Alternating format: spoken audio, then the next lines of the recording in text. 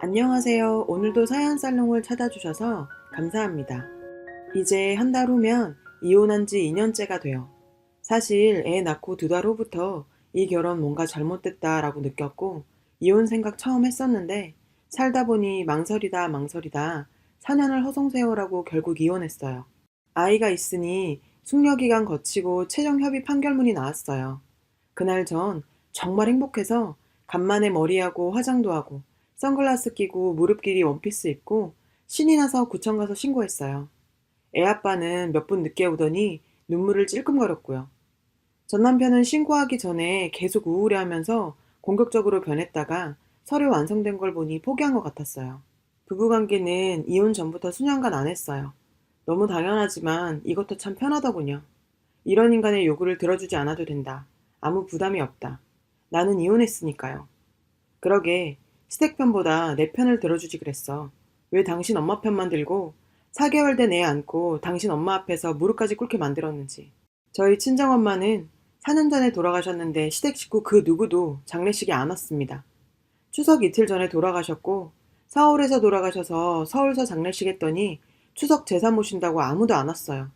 시누이, 시동생, 시아버지, 시어머니 전부 다. 추석이 껴서 장례를 4일장 했으니 한 번 올만도 했는데 아무도 안 왔어요. 애 아빠는 아무 생각 없이 착했어요. 지금도 착한 편이고요. 선한 사람인데 너무 줏대 없이 굴어서 결국은 이혼하게 됐어요. 결혼 직후부터 7년간 주말 부부였어요. 남편은 장남인데 결혼은 고아처럼 해왔어요. 제가 사서 살고 있던 아파트에 주말에 몸만 딸랑 왔어요. 이 얘긴 제가 치사해 보이니 그만할게요. 하여튼 지금 정말 행복해요.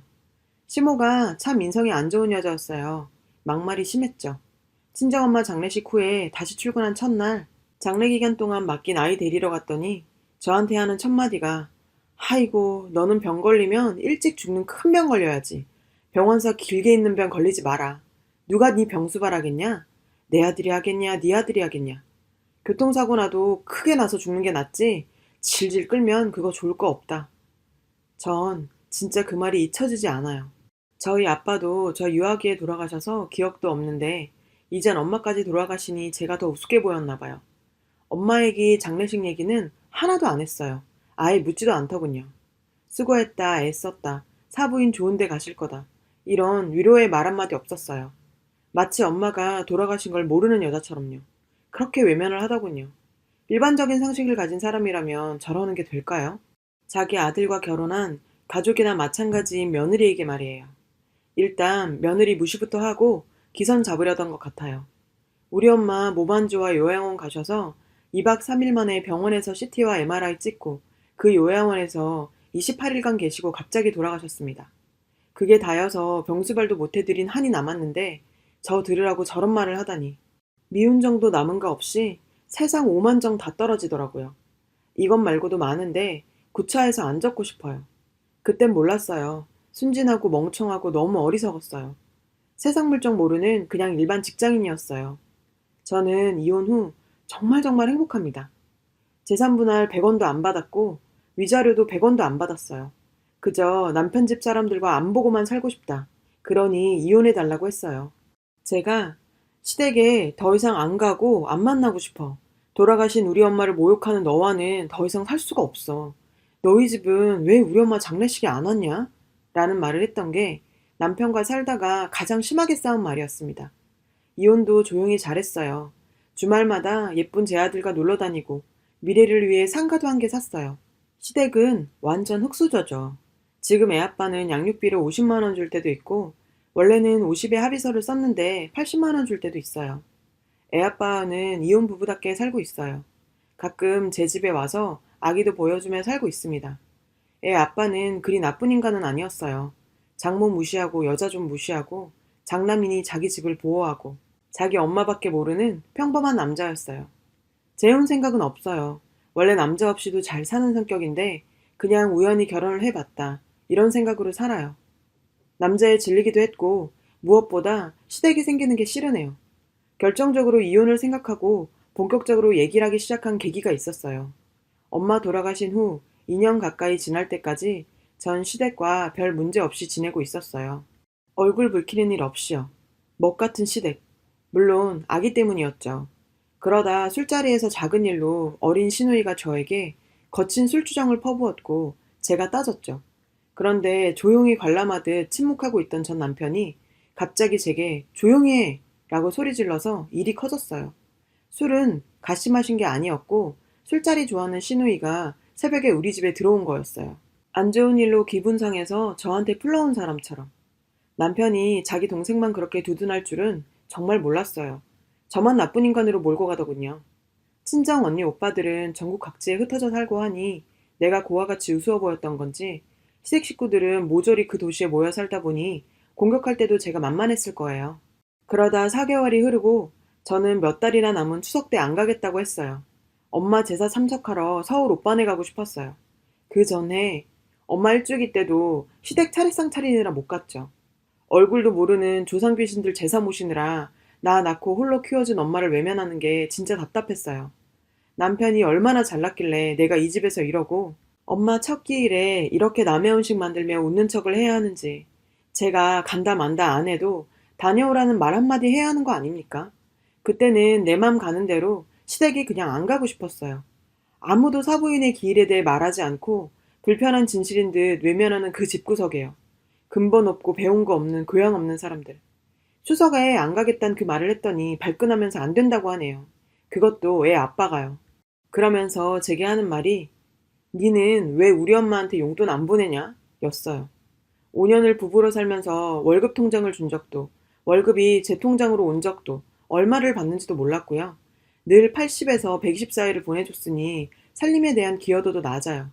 남편이 결혼도 너무 길게 했어요. 정말 못만 왔죠. 자기도 알더라고요. 한 번도 자기 집에 돈을 보내게 한 적이 없었어요. 보내려고 해도 펄쩍 뛰며 말렸던 사람인데 속마음을 알게 되니 좀 많이 놀랐어요. 웃기기도 했고요. 저는 화가 나서 따졌죠. 날 낳았냐, 날 키웠냐? 나한테 뭔가 잘하려고 노력을 했냐? 우리 엄마 장례식에 오지도 않고 네 엄마가 그리고 시댁 식구들이 날 사람으로는 봤을까? 평상시에 잘 안 해도 부모님 돌아가시면 작은 위로라도 하는 게 사람이야. 나도 시댁이 정상으로 보일 것 같니? 나 직원들하고 회사에서 커피 시켜 먹느라 내고 있는 월 회비 7만 원도 손 떨려. 주문해 먹는 커피라 비싸서 아까워도 직장에서 모나게 실어내는데 내가 그 집에 10만 원을 드리면 만족하시겠냐? 적어도 30만 원은 드려야 되는데 그 집에서 받은 것도 없고 아까워서 못 보내. 그 돈이면 내 아들 맛있는 거 먹이면서 더 이쁘게 키울 수 있어. 라고 말이죠. 이혼하자. 나 놔줘. 돌아가신 장모님에게 한 번도 살가운 사위 노릇 한 적 없으면서 꼬다놓은 보릿자루 같이 장모님이라고 부른 적도 없으면서 돌아가신 후에도 장모님을 네 엄마라고 부르는 너와는 살 수가 없다. 이혼하자고 했어요. 그 후 한 달 후에 법원과 접수하고 석 달 후에 이혼이 됐어요. 시모가 미치게 싫었지만 결정적인 건 애 아빠의 언행이었어요. 속마음을 알고 나니 안 그래도 싫은 사람 억지로 살 수 없겠다 싶어서 헤어졌습니다. 이혼하고 한 달 정도는 사실 남편과 이혼 안 한 듯 살았습니다. 애만 보게 해달라는 남편의 말에 마음이 약해져서 아이를 보여주던 게 아이가 아빠를 너무 좋아하고 따르는 모습에 저도 모르게 잊게 되었네요. 이혼 후에도 이렇게 지내면 사실혼 관계가 된다는 것도 모르고 말이죠. 애 아빠에게 면접 교섭권만 주고 저도 애매한 관계를 끝냈습니다. 그리고 저더러 장례식 직후에 돈 못 버는 그런 몸이 되면 어서 죽어야 한다고 말하던 시몰한 여자에게 돈까지 보내는 효부 노릇은 하고 싶지 않았습니다.